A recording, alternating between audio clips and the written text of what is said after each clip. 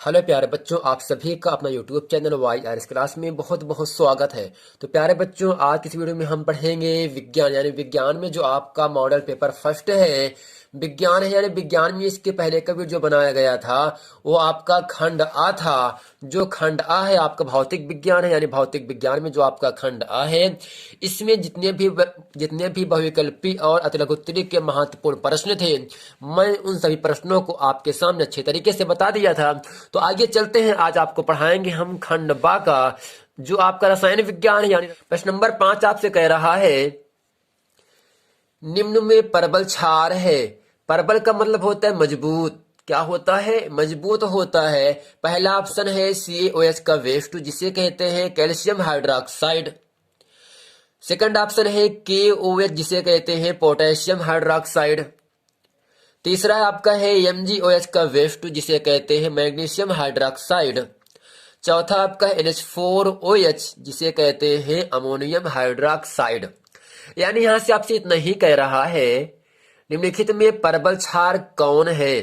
Calcium hydroxide है, potassium hydroxide है, magnesium hydroxide है या अमोनियम हाइड्रोक्साइड है। यानी इन चारों ऑप्शन में ऑप्शन नंबर आपका सेकंड ऑप्शन क्या है? KOH है। यानी KOH को हम क्या कहते हैं? पोटेशियम हाइड्रोक्साइड कहते हैं।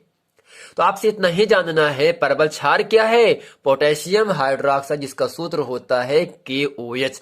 तो प्यारे बच्चों, उम्मीद करते हैं प्रश्न नंबर 1 5वें का जो खंड है वो आप अच्छे तरीके से समझ गए होंगे।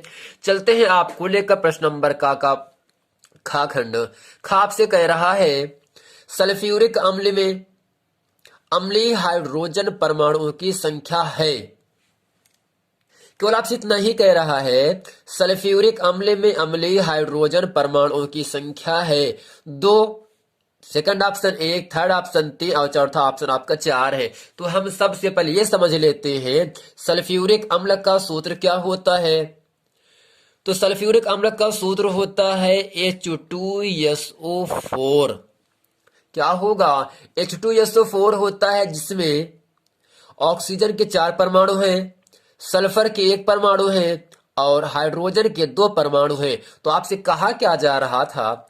सल्फ्यूरिक अम्ल में अम्लीय हाइड्रोजन परमाणुओं की संख्या कितनी होती है वो आपके सामने लिखा है 2।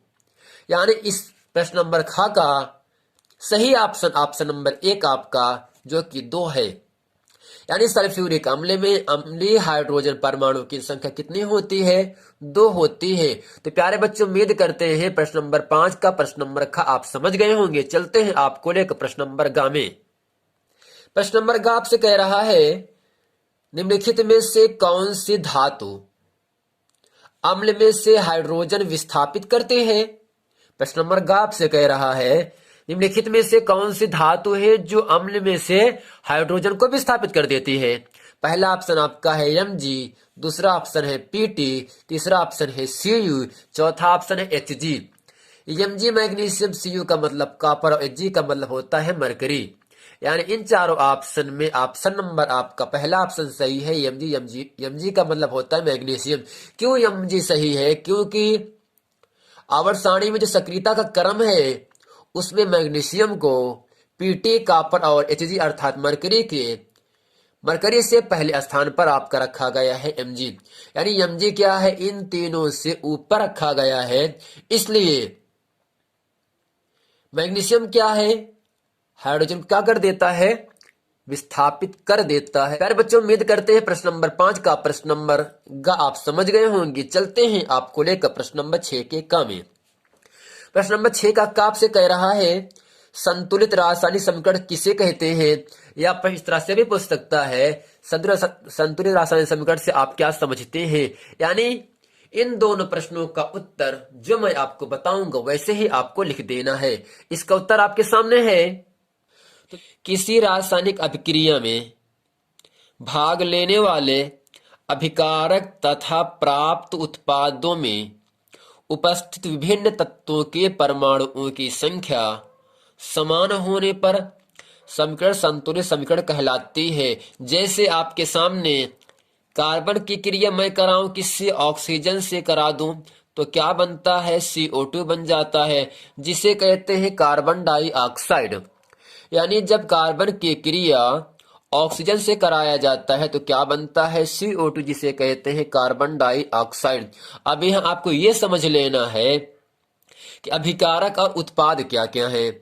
आपको ये समझना है कि कार्बन और ऑक्सीजन ये आपको मिल रहा है, किसके संयोग से मिल रहा है, जब कार्बन की क्रिया ऑक्सीजन से कराया जा रहा है तभी तो मिल रहा है कार्बन डाइऑक्साइड। यानी जो जो चीजें भाग लेते हैं, कार्बन ऑक्सीजन दोनों भाग लिए हैं तो क्या बना है, CO2।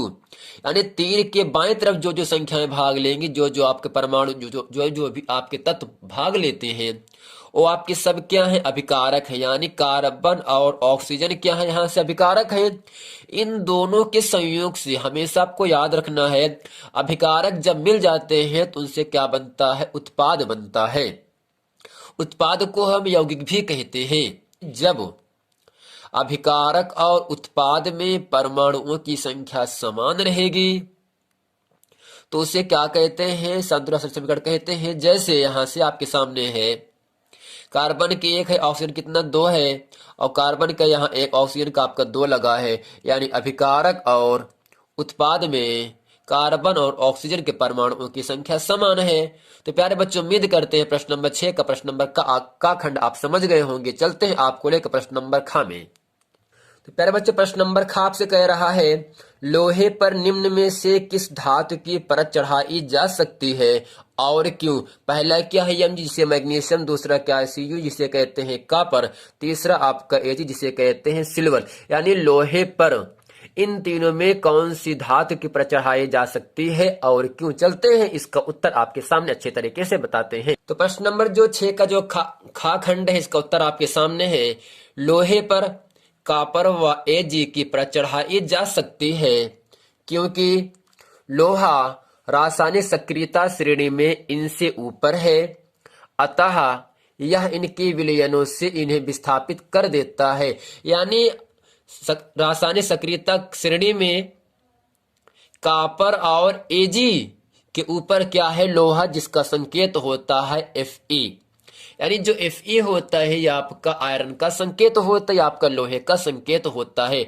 आपको इतना ही जानना है, लोहे पर कॉपर व Ag की परत चढ़ाई जा सकती है क्योंकि लोहा रासायनिक सक्रियता श्रेणी में इनसे ऊपर है। इनसे मतलब कॉपर और Ag से ऊपर क्या है, लोहा है, अतः यह इनके विलयनों से इन्हें विस्थापित कर देता है। जब इनके विलयनों से इन्हें विस्थापित कर देता है कॉपर और Ag को, तब लोहे पर क्या चढ़ाया जा सकता है, कॉपर या Ag की परत चढ़ाई जा सकती है। तो प्यारे बच्चों, उम्मीद करते हैं प्रश्न नंबर का आप समझ गए होंगे। अगर एग्जाम में आता है तो आप इसे अच्छे तरीके से कर सकते हैं। चलते हैं आपको लेकर प्रश्न नंबर 6 के गा पे।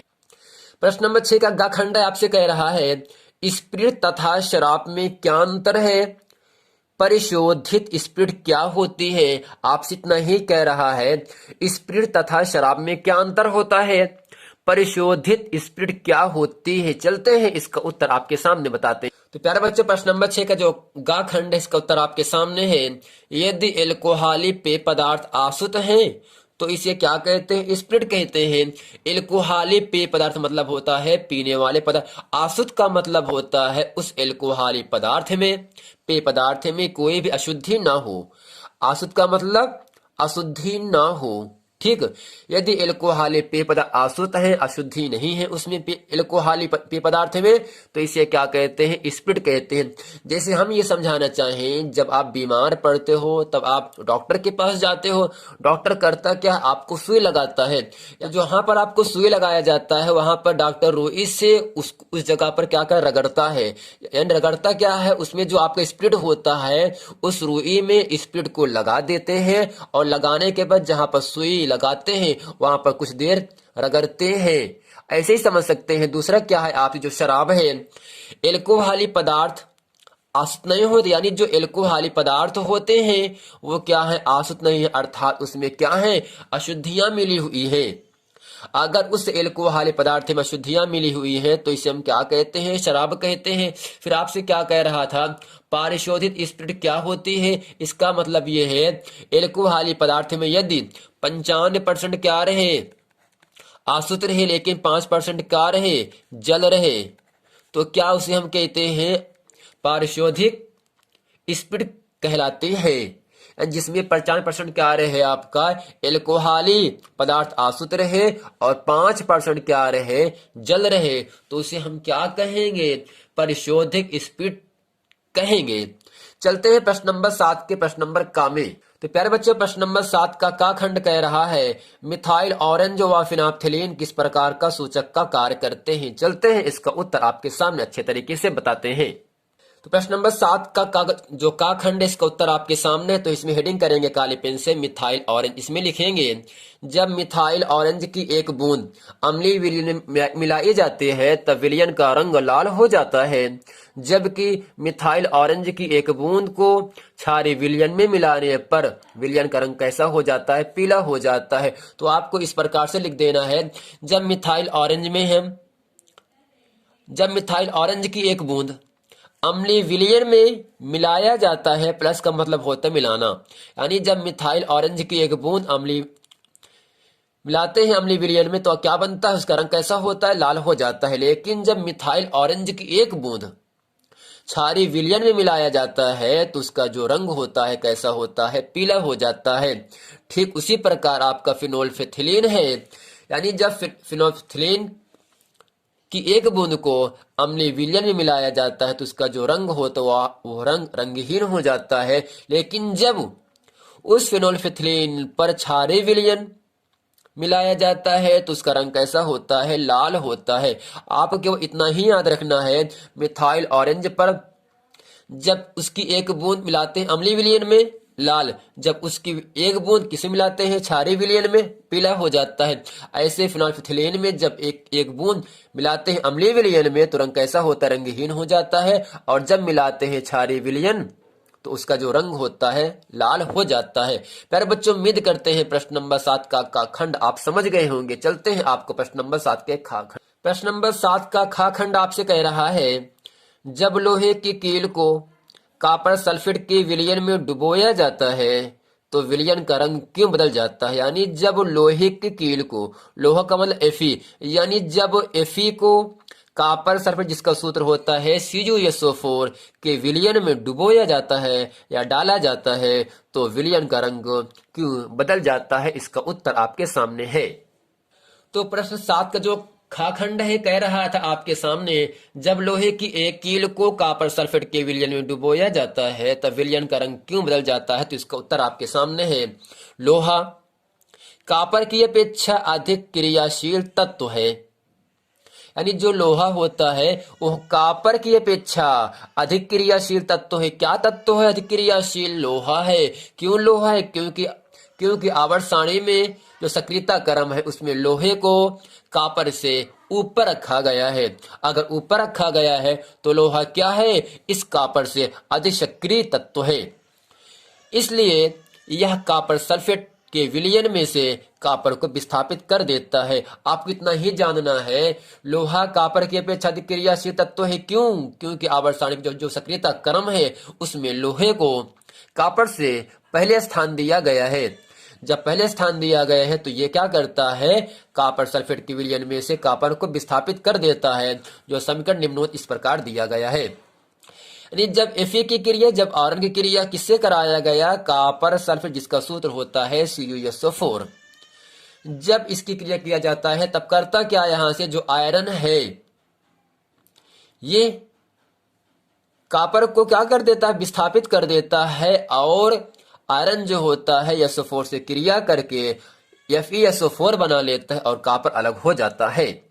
यानी यहां से आपको इतना ही याद रखना है, जब आयरन की क्रिया कॉपर सल्फेट से कराया जाता है तो Fe क्या करता है, इस SO4 से क्रिया कर लेता है तो क्या बन गए, FeSO4 बन गए जिसका सूत्र होता है आयरन सल्फेट, और कॉपर अलग बच जाता है।